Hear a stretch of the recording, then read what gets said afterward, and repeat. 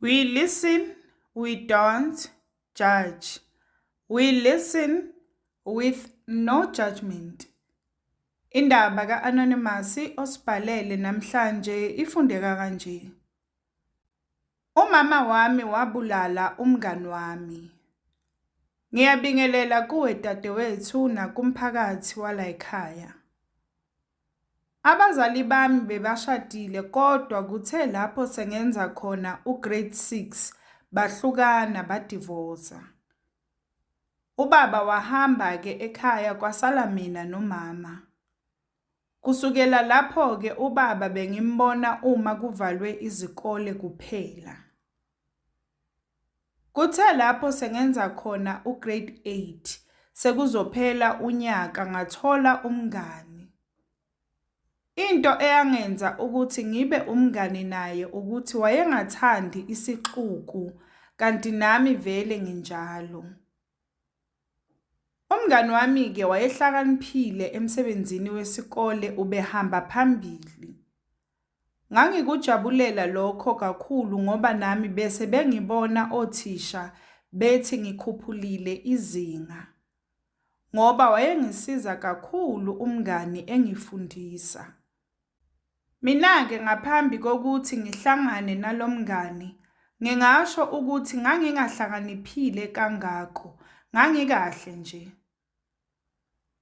Kuthe lapho sesenza khona ugrade 9, uma kuphela unyaka kwaba nomcimbi esikoleni kwabizwa abazali. Kulowo mcimbi kwakubungazwa ama-top achievers, iklasi neklasi. Umngani vele kwakwaziwa ukuthi uzosishaya emakhanda sonke uzophuma unumber 1. Mina ke ngaphuma unumber 5. Ngakujabulela ukuphuma lowo number 5 ngoba ngangingazitsheli ukuthi ngingafika lapho. Ngangingakaze ngiphume ku-top 5 esikoleni. Kodwa konke lokho kwenzeka ngosizo lukamngani. Ngalolo suku uma sifika endlini nomama wakhombisa ukungajabuli kahle ukuthi ngiphume unumber 5.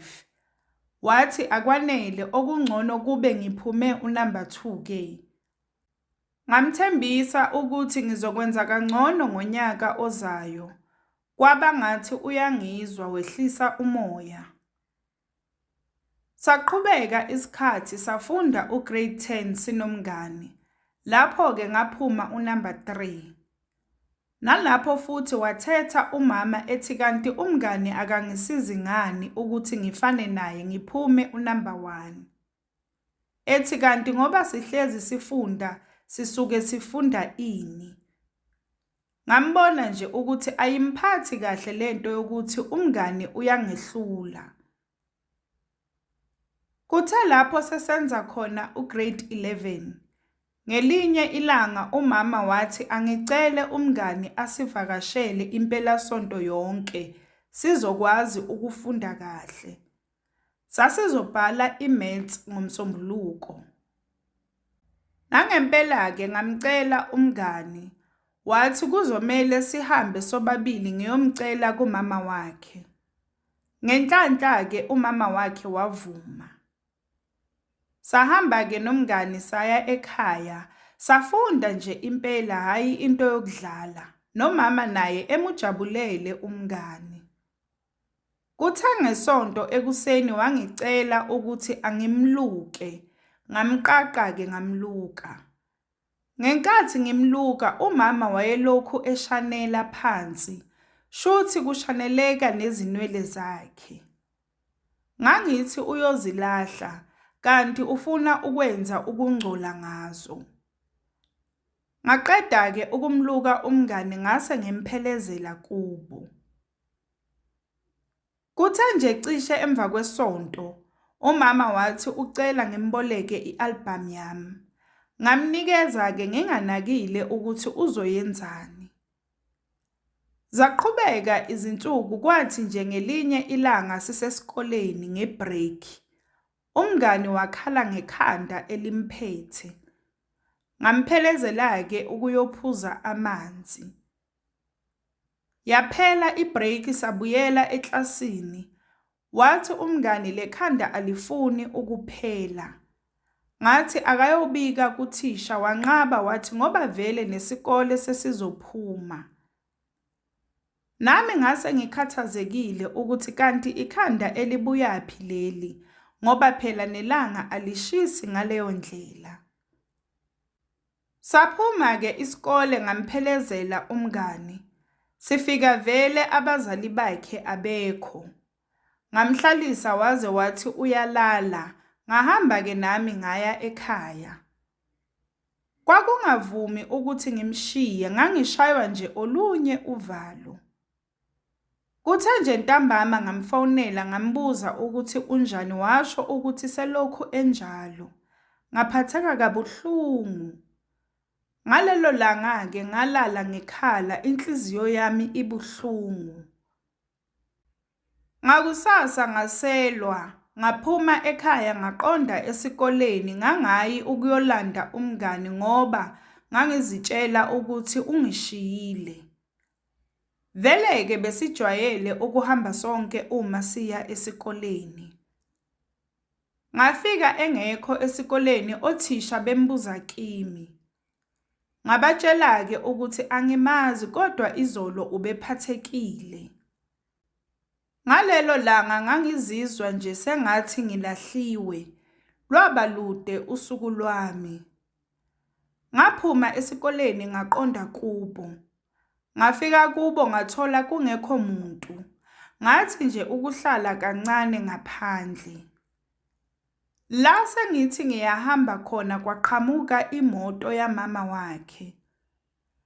Ngama ngalinda ukuthi uzokwehla umngani kodwa kunalokho kwehla abantu abadala bodwa. Ubona nje ukuthi bakhungathekile. Wanele nje ukungibona umama wakhe wavele wakhala kakhulu. Phela sinomngani bese sifana, silingana futhi nangomzimba. Sasishintshana nangama-uniform kungaboni ngisho abazali. Wangitshela-ke umama wakhe ukuthi umngani useshonile. Ngavele ngathuka, ngathi kanti ikhanda liyambulala umuntu. Basho-ke ukuthi nabo badidekile abazi. Ngahamba-ke ngaya ekhaya ngidangele. Ngathola umama ezivalele ekamelweni lakhe, into eyayingajwayelekile. Umama ngangihlezi ngimthola ephithizela noma ebuka i-TV. Futhi nje endlini kwakunuka into engathi ibishunqiswa. Ngafika-ke nami ngazivalela ekamelweni lami ngakhala ngaze ngazumeka. Ngaphaphama nje ebusuku ngikhumbula kahle kwakuyoshaya o-8 kanje. Umama wayengekho, wayeye enkonzweni. Bekakhonza kulesonto eligqoka i-blue and white. Abalaziyo-ke lesonto bazokwazi ukuthi kusontwa nsuku zonke. Ngazama-ke ukwenza umsebenzi wesikole kodwa kwakungabhaleki ngicabanga. Ngisathi ngiyazama kanjalo kwavele kwathi shazi isithunzi, ngathuka, ngezwa ngigodola. Saphinda futhi. Ngasukuma ngaphuma ekamelweni lami ngithi ngiyobheka ukuthi yini le. Ngasibona ngathi siya ekamelweni lamama. Ngasilandela ngafike ngabona u-wardrobe ulokhu uvuleka uvaleka, ngasondela. Uma ngibheka phansi kunokhamba. Uma ngisondela kulo, kunebhodlela elinesithombe sikamngani eceleni, phakathi kunemithi nezinwele. Ngaphuma ngigijima ngithukile ukuthi umama angaze angithole la. Ngafika ekamelweni lami kwaduma ikhanda ngizibuza ukuthi kwenzakalani. Akuphelanga sikhathi esingakanani wangena umama wangibiza. Ngaya wafike wangihaga wangitshela ukuthi uzwile ngomngani wami ukuthi ushonile. Okwangidida kakhulu wathi kushone into enkulu, ikhulunyelwa yiwo wonke umuntu, ngisho othisha kuthiwa bayakhala. Kanti yini le especially kangaka ngaye? Umama ngangimazi ukuthi unomona, kodwa ngangingeke ngikudalule lokho kubantu. Ngahamba-ke ngabuyela ekamelweni lami, ngizibuza ukuthi umama uyenzeni ingane yabantu. Kuthe sengilele ebusuku nje ngabo-12, ngezwa kuvuleka isicabha sami. Ngathuka ukuthi ubani lo ngenayo, ngoba kube umama ngabe ukunyathela bekuzothi ukuqina. Futhi-ke umama wayelala hayi kancane. Ngangike ngingene ekamelweni lakhe alele ngenze engikwenzayo ngize ngiphume engezwanga lutho. Kuthe kusenjalo, ngezwa umuntu ohlebezayo ethi mngani. Ngithuke ukuthi ngoba ushonile nje, bese ngiyasabela. Ethi uyacela ngingasabi angimbuke ngoba uyangidinga. Ngivuke, maye uyena akanalutho. Bese ethi umama umthathile uyacela ngiyosho kubo. Wathi akanaso isikhathi ngoba mengamthola elana uzomenzakalisa. Waphuma ngezwa isicabha sasekamelweni likamama, shuthi wayesengena khona.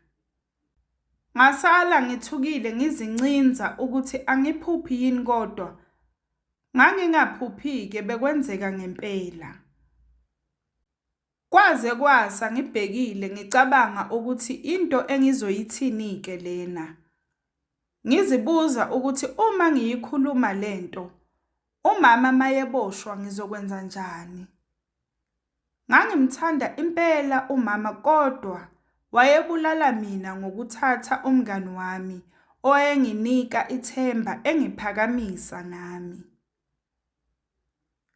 Ekuseni-ke umama wathi akafuni ngiye kubo kamngani, ngizoya ngomngcwabo, asikho isidingo sokuthi lokhane ngiya khona. Ngavela ngabona ukuthi lo ikhona into akamenze yona umntana abantu. And ngangifuna ukumsiza umngani, kodwa ngangibuye ngibe nokuthi noma ngabe ukwenze kangakanani okubi, kodwa okusalayo ekugcineni ungumama wami.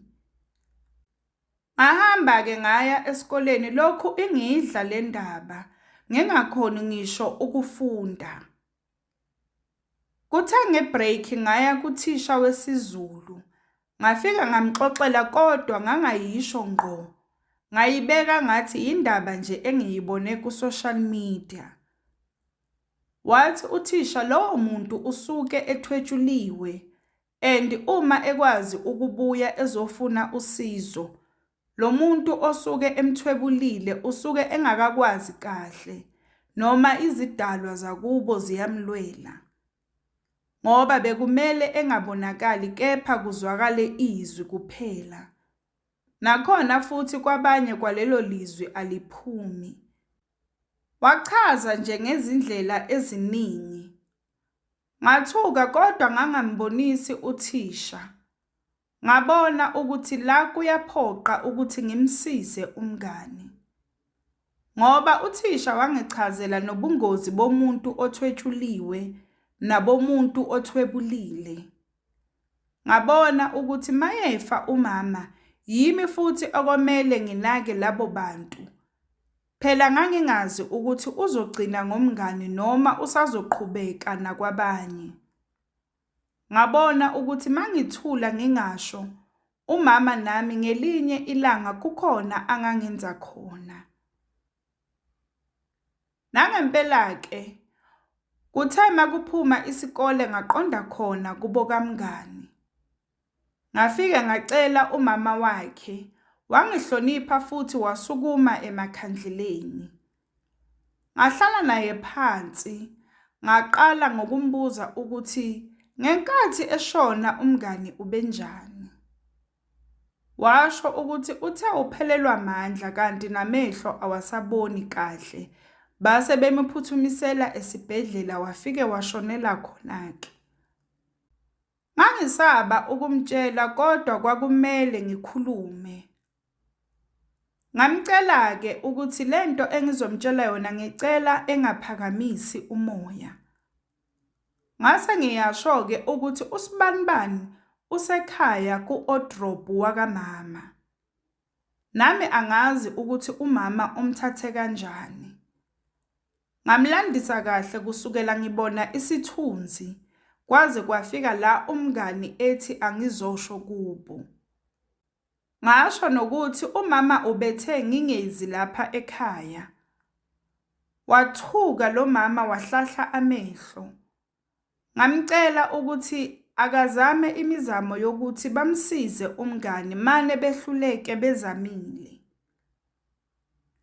Babeme kahle-ke kubo kamngani futhi bekunguyena yedwa kubazali bakhe. Wathi lo mama angikhululeke bazokwenza ngako konke okusemandleni. Ngahamba-ke ngaya ekhaya. Uma ngifika ngathola umama ephuma ekamelweni lakhe nezitsha ezimbili. Ngavela ngamdlalisa ngathi kuye hayi uyadla bo. Wazihlekisa-ke wabese engibuza ukuthi ngizizwa kanjani ngoba kushone umngani kunjani esikoleni. Ngathi ngiyancenga kona kubuhlungu. Wathi angikhululeke konke kuzolunga. Wathi konke akwenzayo ukwenzela mina. Ukuthi lokho-ke kwase kungenaphi nami angazi. Kuthe ngakusasa wangifonela umama kamngani. Wangibuza ukuthi umama uhamba ngobani isikhathi ukuya enkonzweni. Ngamtshela. Washo-ke ukuthi uma ephuma nje ngibathinte. Nangempela-ke wathi ephuma nje umama ngamfonela umama kamngani. Akuphelanga ngisho imizuzu emihlanu bafika. Ngathi vele bese belinde eduze. Bafika nomunye ubaba oyinyanga. Ngabavulela ekamelweni lamama. Phela laselikhiwa kodwa ngazama ukuguduza ispeki ngenhlanhla ngasithola. Yathi lenyanga asiphume. Yasala-ke yona nabafana bayo benza izinto zabo. Babehamba naso-ke isidumbu sikamngani. Nhlanhla leyo imizi yangasekhaya iqhelelene kakhulu. Akekho owabona mabehlisa isidumbu.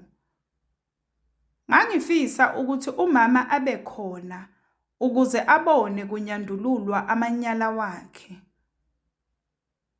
Wenza-ke lo baba izinto zakhe kwakhala ucingo lukamama kamngani waliphendula.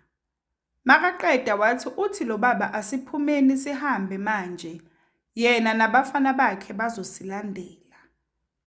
Nangempela-ke saphuma sahamba safika kubo kamngani. Sahlala kwathi nje emva kwa30 minutes wangena naye lo baba umngani emuqukulile. Kwavele kwaqhuma isililo sodwa akekho owayengakhali. Ngangizibona ngiyiqhawe. Ngase ngibongwa yiwo wonke umuntu ngisho omalume bakhona. Inkinga yami-ke kwase kuwukuthi ngizothini kumama. Kodwa lenyanga yathi angingaphindeli ekhaya okwamanje ngoba ngizoze ngithole amachaphazelo wezinto akazenzile. Yaqhubeka-ke inyanga yamenza izinto zayo umngani yaqeda. Ngalala khona-ke ngakusasa ekuseni umama wafika ezongifuna. Shuthi ngenxa yalezinto ezenziwe yile nyanga wayengakaboni umama ukuthi umngani akasekho. Wathuka woma makafika kubo kamngani engithola ngihlezi naye. Waphuma wabaleka.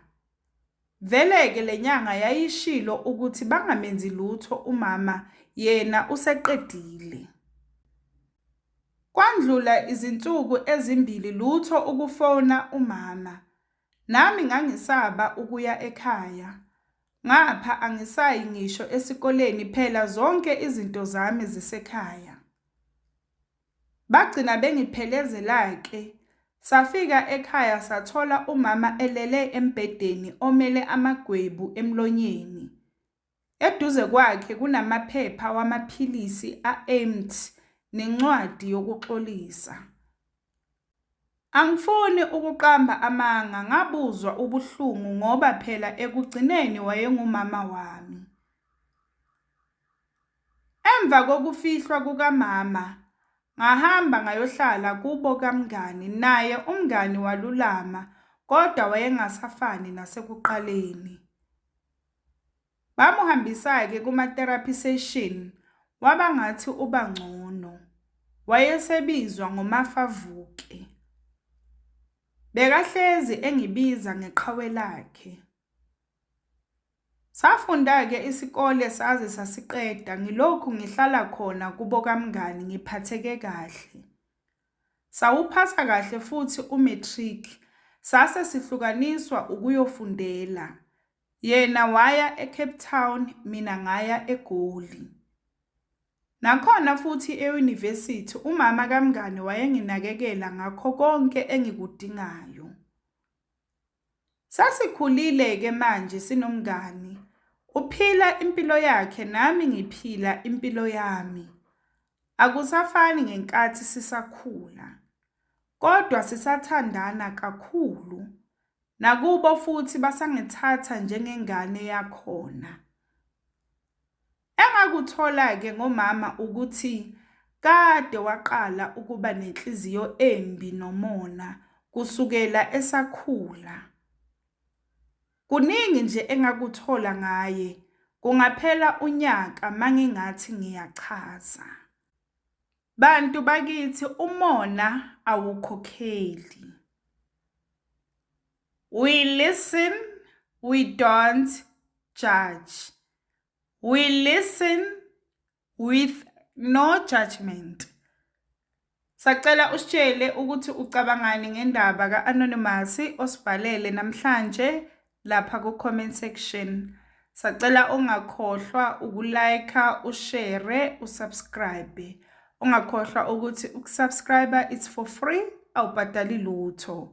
It's for free.